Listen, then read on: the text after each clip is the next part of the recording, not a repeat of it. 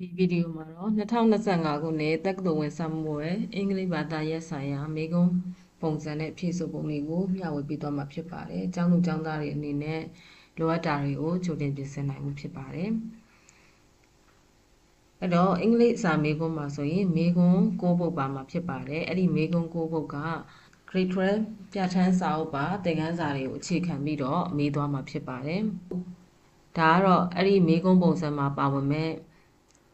အပိုင်း9ပိုင်းဖြစ်ပါတယ်ပထမပိုင်းကတော့ဒါ initial letter 10မှတ်ပေးမှဖြစ်ပါတယ်စကားလုံးအစလေးတွေပေးထားတာဖြစ်ပါတယ်နောက်တစ်ခုကတော့ multiple choice အဲ့တော့သူကစကားလုံး3ခု ABC ဆိုပြီးပေးထားတာဖြစ်ပါတယ်အဲ့ထက်ကနေရွေးရမှာဖြစ်ပါတယ်နောက်တစ်မျိုးကတော့ grammar ဖြစ်ပါတယ်သူက10ပုဒ်ပေးထားမယ်10မှတ်ပေးမှဖြစ်ပါတယ်နောက်တစ်ခုအပိုင်းလေးမှာကျတော့ကြပြကွက်လက်ဖြစ်ပါတယ်သူက9ပုဒ်ဖြေရမှာဖြစ်ပါတယ်9မှတ်ရမှာဖြစ်ပါတယ်နောက်တစ်ခုကအဲ့ဒီနံပါတ်4ရဲ့ B မှာဆိုရင် question မေးခွန်း5ခုဖြေရမှာဖြစ်ပါတယ်နောက်တစ်ခုကကြတော့နံပါတ်5မှာဆိုရင် textbook ထဲမှာသင်ထားတဲ့ read the passage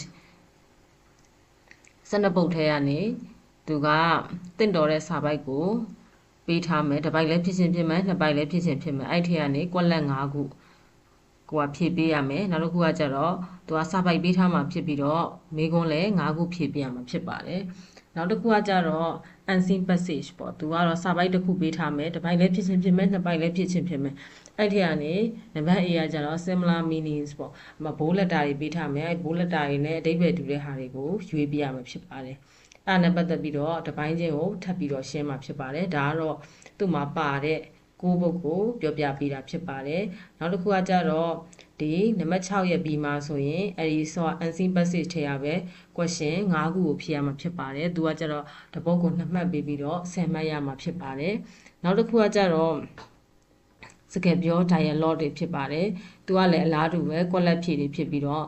5ပုံ5မှတ်ရမှာဖြစ်ပါတယ်နောက်ခု exchange ပေါ့ exchange ဆိုတဲ့သဘောကတော့စကားပြောဆိုပဲအချီးချပြောတဲ့ဟာပဲသူကလည်း5ပုံပေးထားမယ်5မှတ်ရမှာဖြစ်ပါတယ်နောက်ကအပိုင်း8ကတော့ letter ဖြစ်ပါတယ်သူ2ပုတ်ပေးထားမယ်အဲ့ထက်ကနေ1ပုတ်ဖြေရမယ်သူက10မှတ်ပေးမှာဖြစ်ပါတယ်နောက်ကတော့အပိုင်း9ပေါ့အမေကွန်းနံပါတ်9ပေါ့သူကတော့အစည်း3ပုတ်ပေးထားမယ်အဲ့ထက်ကနေ1ပုတ်ကိုဖြေ15မှတ်ရမှာဖြစ်ပါတယ်ဒါကတော့ဒီ question မှာပါမဲ့ပိုင်း9ပိုင်းဖြစ်ပါတယ်ခုဆက်ပြီးတော့တစ်ပိုင်းချင်းစီကိုဆက်ပြီးတော့ရှင်းပြပေးမှာဖြစ်ပါတယ်တော့မိကုနံပါတ်1ပေါ့သူကခေါင်းစည်းရပေးထားမယ်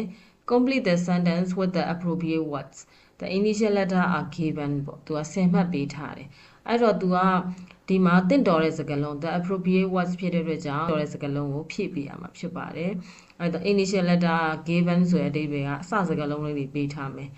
အဲ့တော့ collect ဖြည့်ကိုဖတ်ပြီးတော့ပေးထားတဲ့စကားလုံးကိုကြည့်ပြီးတော့မိမိကအဖြေကိုဖြည့်ပေးရမှာဖြစ်ပါတယ်အဲ့ဒီအဖြေပေးတဲ့အခါကျရင်အဖြေကိုပဲရေးဖို့ဖြစ်ပြီးတော့စာကြောင်းကိုပြန်ကူးဖို့မလိုပါဘူးအဲ့ဒါတော့နံပါတ်1ပေါ့သူကတော့10ပုတ်ပေးထားမယ်10မှတ်ရမှာဖြစ်ပါတယ်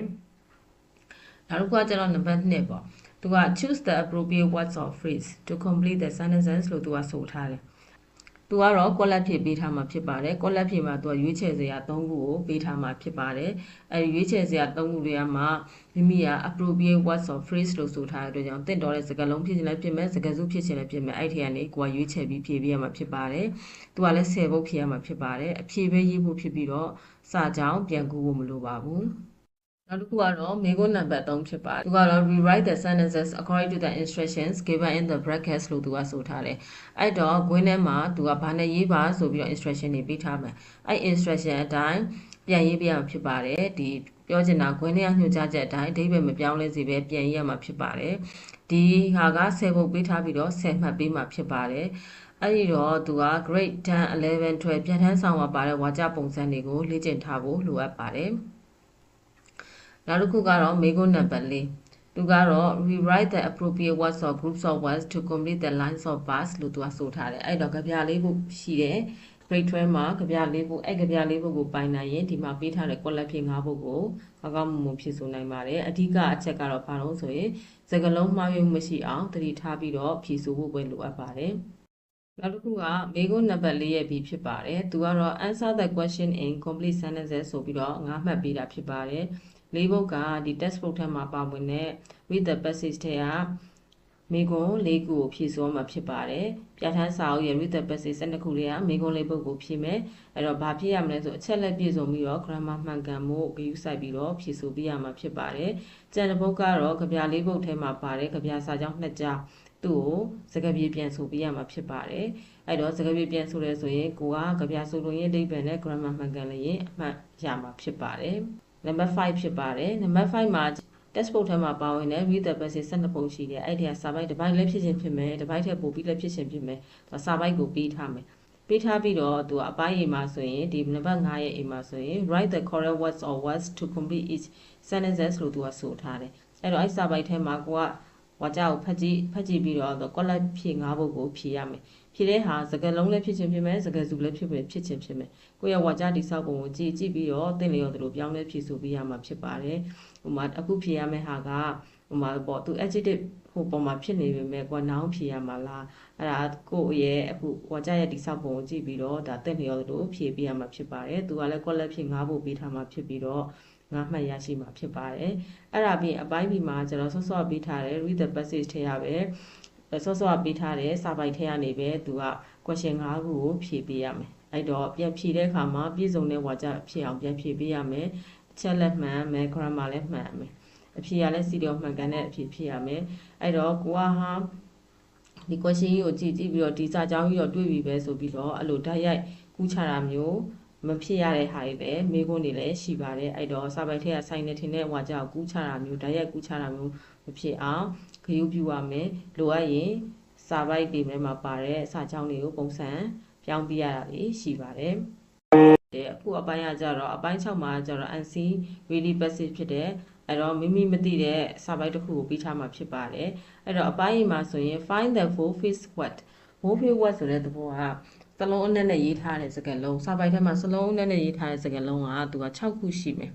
အဲ့ထဲမှာအပိုင်း1မှာဆိုရင်ကိုကအဲ့ပေးထားမဲ့စကားစုံလေးတွေစကားစုလေးရှိမယ်အဲ့ရနဲ့ similar အဓိပ္ပာယ်တူတဲ့ဟာကိုရွေးပြရမှာဖြစ်ပါတယ်အဲ့တော့စာပိုက်ထဲမှာ6လုံးဒီမှာပေးထား5လုံးဆိုတော့ there is an extra လို့လည်းသူကဆိုထားတဲ့အတွက်ကြောင့်6တလုံးပုံနေမှာပေါ့အဲ့တော့စာပိုက်ထဲမှာဘိုးလုပ်ထားစကားလုံး6လုံးအဲ့ထက်မှာကိုကသူနဲ့အဓိပ္ပာယ်တူတဲ့စကားလုံး5ခုအဲ့တော့6ခုတွေကနေ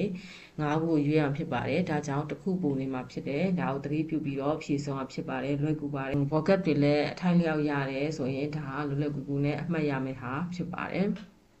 ်သူကအဲ့တော့5ပုတ်ပေးထားတယ်ဒါကြောင့်5မှတ်ရမှာဖြစ်ပါတယ်နောက်တစ်ခုကကြတော့အဲ့ဒီဆော့ပေးထားတဲ့ passage ထဲကနေပဲဒါအပိုင်း B ပေါ့သူက answer the following questions get complete answer လို့ပြောထားတယ်တပုတ်ကို2မှတ်တောင်ပေးထားတာဖြစ်ပါတယ်အဲ့တော့မိကုန်းက5ပုတ်ပေါ့ပြန်ဖြည့်တဲ့အခါကျရင်ဝါကြကိုပြည့်ပြည့်စုံစုံဖြည့်ရမယ်အချက်လက်နဲ့ grammar တွေမှန်မှန်ကန်ကန်ရေးရမယ်ဆော့လိုပဲသူကလည်း serial မှန်ကန်တဲ့အဖြစ်ဖြစ်တယ်ဆိုရင်ဒါအမှတ်ရမှာဖြစ်ပါတယ်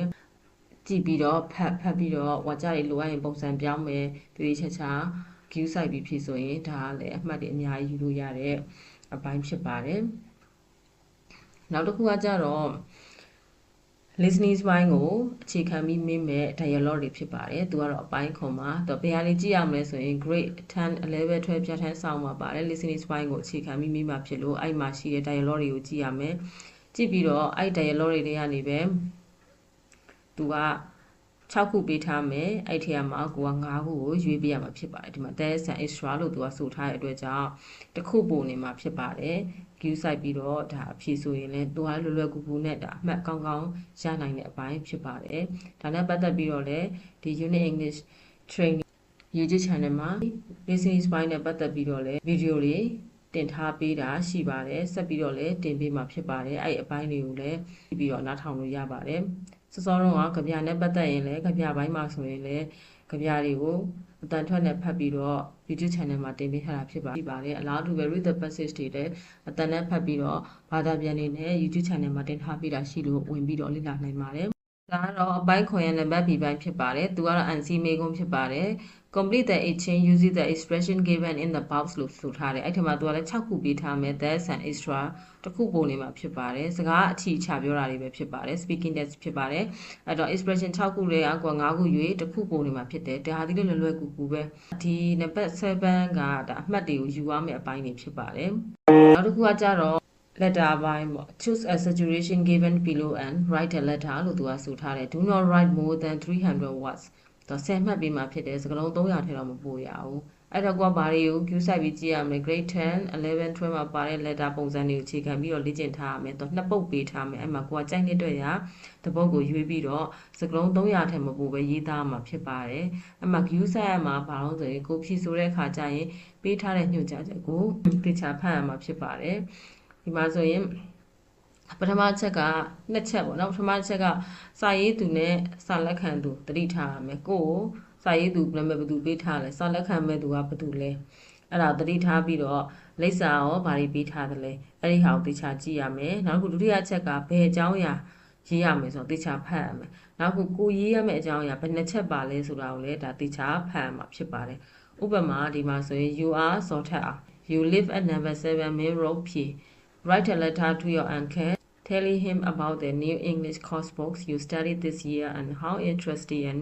useful it is ဆိုသူကပြောထားတယ်ဒီမှာဆို you are စောထက်အောင်လို့ပြောတဲ့အတွက်ကြောင့်ကိုကဒါစောထက်အောင် you live at number 7 Main Road P လို့ပြောတဲ့အတွက်ကြောင့်ဒါဆိုရင်ကိုရဲ့လိပ်စာက number 7 Main Road P လို့ပြောရမယ်ဟုတ်နောက်တစ်ခုက write a letter to your uncle ဆိုတဲ့အတွက်ကြောင့်ဒါကိုရဲ့ဦးလေးကိုရေးရမှာဖြစ်ပါတယ်ပြောရမယ့်အကြောင်းပါအောင်ဆိုရင် the English course book you studied this year နှစ်ချက်ပါတယ်ဒီနှစ်မင်းလေးလာထားတဲ့အင်္ဂလိပ်စာကိုအသစ်အကြောင်းရယ် how interesting and useful is this အဲ့စာကိုဘလို့အသုံးဝင်လဲဆိုတဲ့အကြောင်းကိုကနှစ်ချက်ရေးပေးရမယ်အဲ့တော့ကိုကဘလို့ရေးမလဲအဲ့စာကိုအကြောင်းကိုမှားဦးဆုံးပြောရမယ်ဒီဘလောက်စိတ်ဝင်စားစရာကားကြောင်းဘလို့အသုံးဝင်ကြောင်းစတာလေးရေးရမယ်အဲ့နှစ်ချက်လုံးတိတိကျကျနဲ့စီလီယိုမှန်ကောင်ရေးမှအမှန်ကောင်ရမှာဖြစ်ပါတယ်တက်မှတ်ထားသမျှရေးမယ်ကိုကသူကမေးရတခြားကိုကဖြေရတခြားဆိုမစီလီယိုလို့အမှတ်ရမှာမဟုတ်ပါဘူးနောက်တစ်ခုကတော့ essay ဘိုင်းမှာသူက15မှတ်ပေးတာပေါ့နော် write an essay on one of the following လို့သူကဆိုထားတယ် do not write more than 500 words ဒါကလုံးကလည်း900ထဲမပို့อ่ะ3ခုတည်းကတစ်ခုကိုရွေးရမှာဖြစ်ပါတယ်အဲ့တော့ခေါင်းစဉ်3ခုတွေကကိုအပိုင်နိုင်ဆုံးခေါင်းစဉ်တစ်ခုရွေးပြီးတော့ဖြည့်မယ်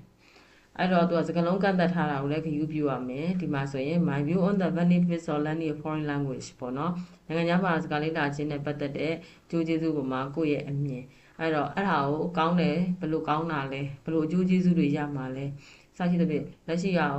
ဘာတွေလိုအပ်နေတာလဲစရှိသဖြင့်အဲ့လိုမျိုးပေါ့ဟိုကဖွယ်ဖွယ်ရရေးတတ်တယ်လို့နောက်တစ်ခုကကို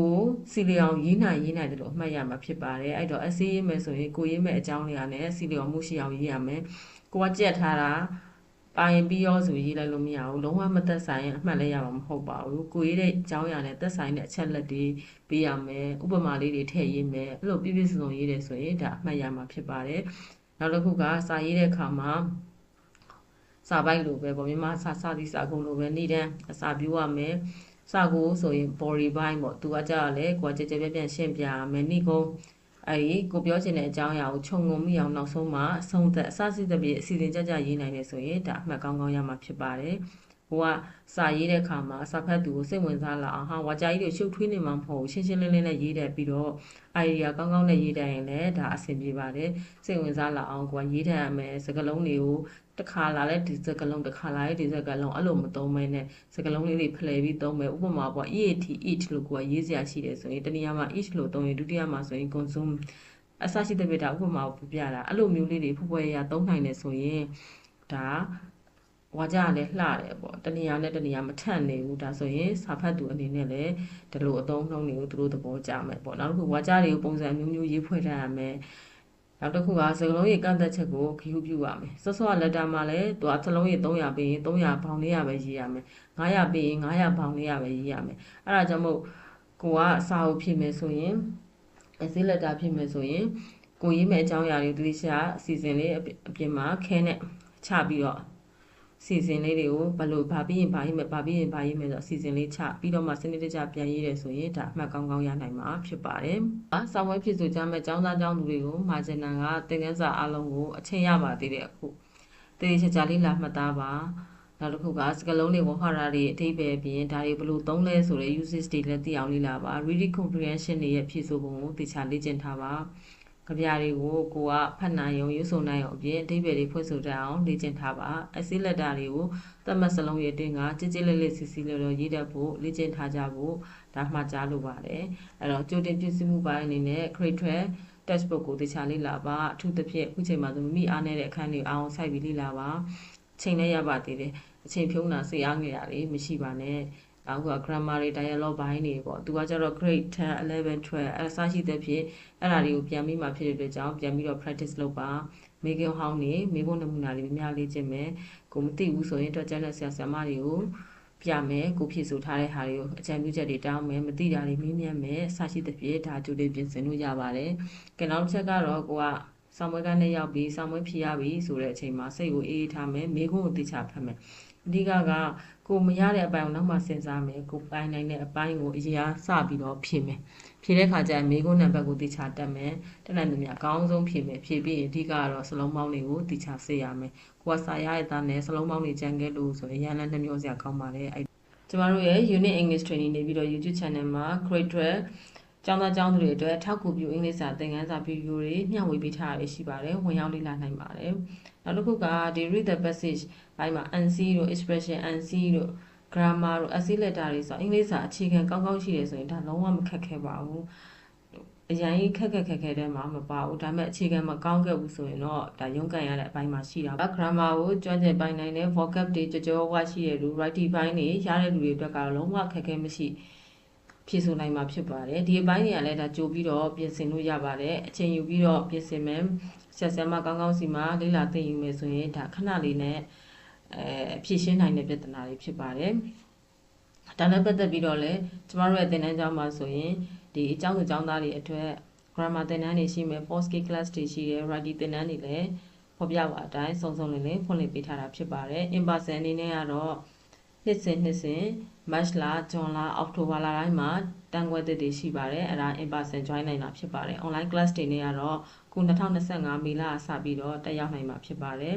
အဲ့ဒီ online class တွေဖွင့်ရင်လည်းဒါ page မှာ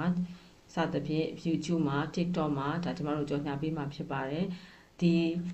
အင်္ဂလိပ်စာနဲ့ပတ်သက်ပြီးတော့အခြားသိရှိလိုတာဖြစ်နေကျမတို့ရဲ့ Messenger တွေရှိတယ်နောက်တစ်ခုဖော်ပြပါဖုန်းနံပါတ်ရဲ့ Viber မှာရှိတယ်စာမေးချင်တာလွတ်လပ်လပ်မေးထားလို့ရပါတယ်ကျမတို့အားတဲ့အချိန်မှာအဲ့ message တွေအကုန်လုံးကိုပြန်ဖြည့်ပေးနေတာရှိပါတယ်ကျောင်းသားတွေအနေနဲ့လည်းမိမိသိရှိလိုတဲ့အခက်အခဲရှိတယ်ဆိုရင်ဒီဖုန်းနံပါတ်ရဲ့ Viber ရှိတယ် Telegram လည်းရှိတယ်အဲ့ဒီကနေစာတွေမေးထားလို့ရပါတယ်နောက်တစ်ခုကကျတော့ဒီ Messenger ကတော့အခုဆိုရင်ခိုင်ချန်ဖွင့်ရတာခက်ခဲတဲ့ပိုင်းရှိတယ် Telegram တို့ခုလိုမျိုး Viber တို့မှာလွတ်လပ်ကိုသိချင်တာတွေမေးထားလို့ရပါတယ်ကျမတို့အဲ့ message တွေကိုတွေ့တာနဲ့